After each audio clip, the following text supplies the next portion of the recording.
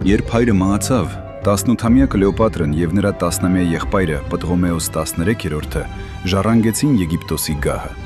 Ըստ ավանդույթի, նրանք պետք է կառավարեին որպես ամուսիններ և համաղեկավարներ։ Սակայն Կլեոպատրան չէր պատրաստվում կիսել իշխանությունը։ Նա սկսեց հեռացնել եղբոր անունը բոլոր պաշտոնական փաստաթղթերից։ Այս անսահման հավակնությունը սարսափեցրեց Պտղոմեոսի խորհրդականներին, հատկապես ազդեցիկ ներքինի Պոթինոսին և զորավար Աքիլլասին։ Նրանք հասկացան, որ խելացի թագուհուն չեն կարող կառավարել և արքունական հեղաշրջում հրահրեցին նրա դեմ։ Զրկվելով գահից և վախենալով իր կյանքի համար, Կլեոպատրան փախավ անապատի խորքերը, Սիրիա, որպեսզի գաղտնի բանակ հավաքի։ Բայց նա գիտեր, որ միայն իր ուժերը բավարար չեն։ Երբ Հռոմի հզորագույն առաջնորդ Հուլիոս Կեսարը ժամանեց Ալեքսանդրիա, Կլեոպատրան գնաց պատմության ամենառիսկային քայլին,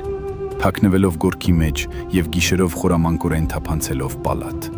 Այդ մեկ խելամիտ ու համարձակ քայլը ոչ միայն վերադարձրեց նրան գահը, այլև ընդմիշտ փոխեց պատմության ընթացքը։